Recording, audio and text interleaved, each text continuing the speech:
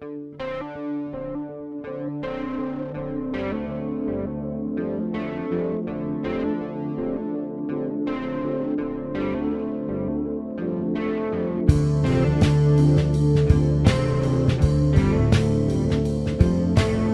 everyone, welcome back to another video. Today I'm in Ädelfors, Sweden, and directly down the street here is a gold panning place.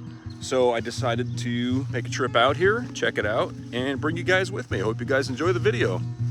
Even the road here is called Goldvagen. Vagen means road, and I think you know what gold means.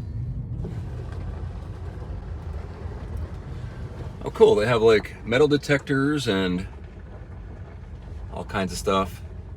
Smålands Gold Camp. There's the website. There's a map. Wow. This actually reminds me a lot of the Loud Mine in Georgia. There's quite a few campers here. I rented a cabin for the night, just one night. So volcanic activity, earthquakes and geysers, that's the reason why there's gold here. Gold was first found here in 1737.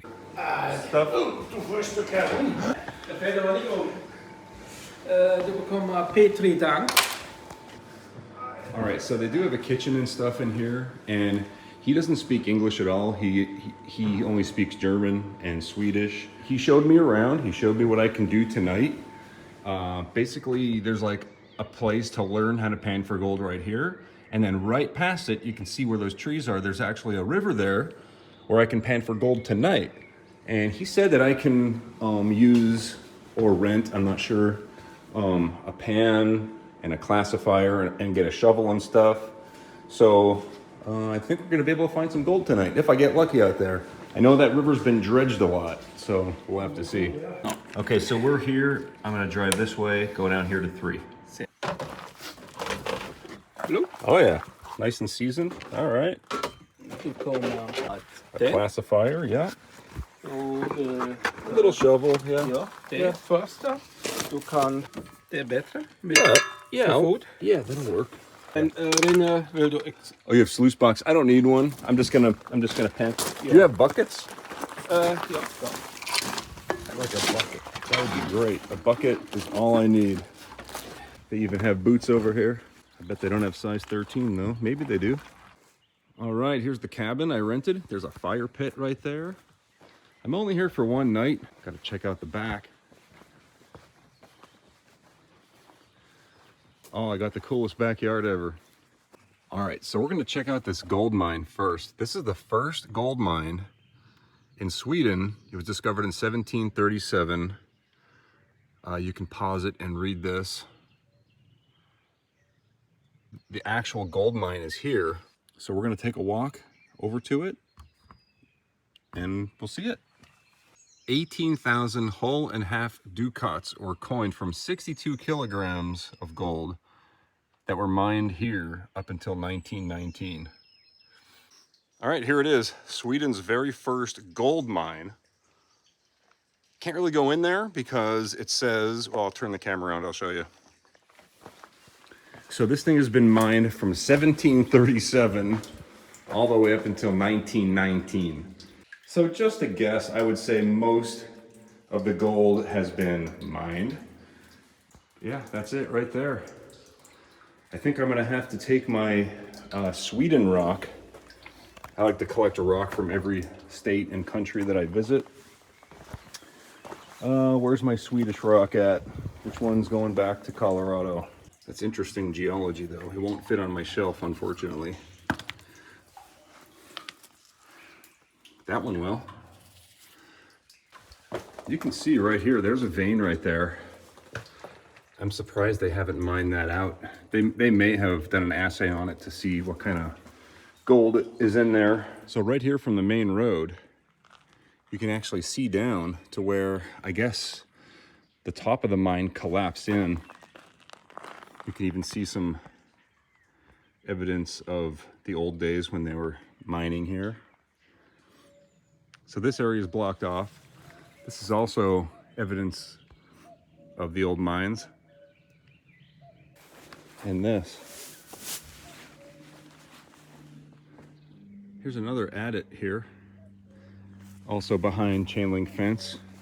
And right here, you can see that someone was digging.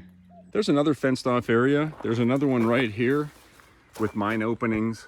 So I think other than actually having a 1737 gold coin to show you guys on the video, this is the best history lesson in Swedish gold mining that I can give you. However, we can still go down to the stream and try to actually mine our own Swedish gold. So let's go try it. All right, here at the stream at the camp, I know that they run dredges here and everything. And I also don't know what size gold to expect. So I'm just gonna have to dig and find out for myself, which is actually a little bit more exciting. The only gear I have can all be found here. You can rent it here. I got a bucket, a little shovel, one of those plastic classifiers, and a gold pan. Also in my pocket, also have a little pipette here. They gave me that. And then this is the only thing that I actually brought, with these little neodymium magnets and the vial. This is really tough with a small shovel like this. I just found some glass. That tells me that this material, even though it's kind of hard packed looking, it's not original dirt. That means this glass tells me somebody else has been down here before. So I'm not gonna dig here anymore. I'm pretty sure we won't find anything here. I just kind of wanted to get my hands dirty. All right, I'm gonna bring the camera over just in case I do find something. Yeah, the material doesn't look very dark. The darker the material, usually the better it is. Who knows, maybe there is a little bit in here. But there sure isn't. Okay, let's find a better spot to dig. All right, like I said, this place has been dredged. And so my guess is most of this is tailings. Just by seeing up there, that's where I was digging before, where I saw that glass and the trash, like pretty far down. And even you can see these big pits here where people have been dredging down. The only thing I could think of is if I see a dead tree and we can dig under it into the roots of a dead tree. And yeah, this one tree is dead, but it's also connected to 3 live ones. And so although the chances of finding gold in the roots of a tree is better because it traps everything, I don't want to damage the tree. So that idea is out. You can see here, you can see tailings where somebody set up their sluice box in this obviously good spot. And then there is a gravel bar here, and you can see that the rocks, they're all darker in patches. It possibly hasn't been touched in a while, so I don't think it's a terrible idea to just pick a spot and dig straight down. All right, here's the damage so far. I dug straight down here. I got maybe 4 or 5 pans out of it. It just took forever because it's like one shovelful at a time. Put it in the classifier that's sitting on top of the pan, rinse it with water, struggle with it. When you don't have your arbor fabricating classifier, that's when you realize how much of a pain these things really are. Anyway, complaining isn't gonna find gold. So I did find a little bit. So even though it was a struggle, I did find a couple little pieces of flower gold. So that ain't terrible. That's not a bad return. However, that is such a pain to use these little shovels. If you do come out here, bring your own equipment. That's all I can say. There's nothing wrong with this for learning, I guess, but okay, enough complaining, more digging. We need more gold than that. All right, I was able to get a little bit more material from a new spot in between 2 trees. And you know, even though it is kind of difficult mining here with the equipment that I have, I mean, I have no room to complain. Look at this place. Like, who wouldn't want to be here? If I get gold, great. If not, great. It's a win-win when you go panning for gold. Unless, of course, you're mining for profit, which I certainly do not. I noticed there's not really any garnets. There's a little bit of black sand here. Man, there's really not a lot of gold that I'm finding. I mean, there's a little piece of flower gold. Let me see if I can get it on camera. There's a little piece right there at my fingertip, and that's the second piece right there. So, I mean, that's one shovelful. There's 2 microscopic flecks of flower gold. That's where I was digging. There's like some rocks piled up between those two trees there. Now, like I said before, I don't know what kind of gold people pull out of here. I would assume that the dredge helps a lot. Just like the Alabama Gold Camp or the Georgia Loud Mine, you just have to run a whole bunch of material to get even a measurable amount of gold. That's what I would assume based on the handful of sample pans that I did. Here's a good look at that material as it comes straight from the ground. This is the new hole I'm digging. So I dug another, 10 pans or so, and every pan has little tiny amounts of flour gold, just really, really fine pieces. Yeah, if you guys are ever in South Central Sweden and you want to go panning for gold, even if you don't know how to pan for gold, they have classes and everything here. They have cabins you can rent, and they have a river that you can dig in.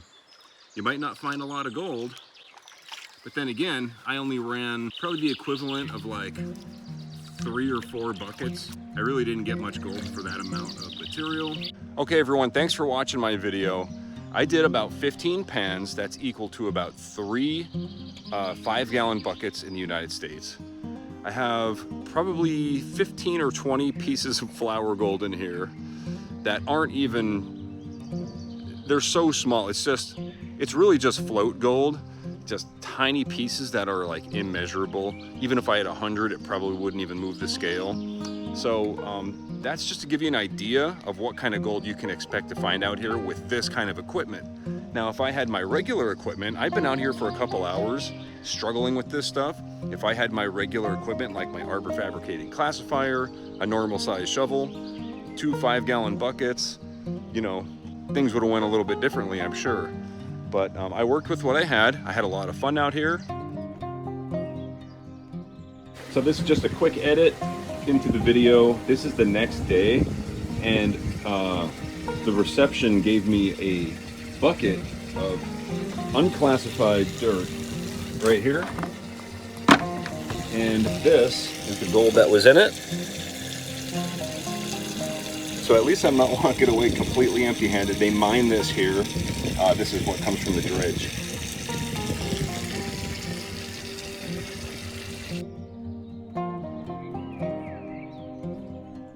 You really do need like a dredge or something out here. At the very minimum, a full day of running a sluice box just to get a weighable amount of gold. That's what I'm assuming. I only did 15 sample pans from a couple different spots. I didn't find much here, but really, if you've watched my channel, you know that finding gold is just a bonus. I just enjoy coming to these crazy far out places, enjoying the day and trying. So I hope you enjoyed the video, and if you liked it, please hit the thumbs up button. If you haven't subscribed and you like to see treasure hunting videos from around the world, this is definitely the channel for you. And that's all I got for today. Thanks for watching.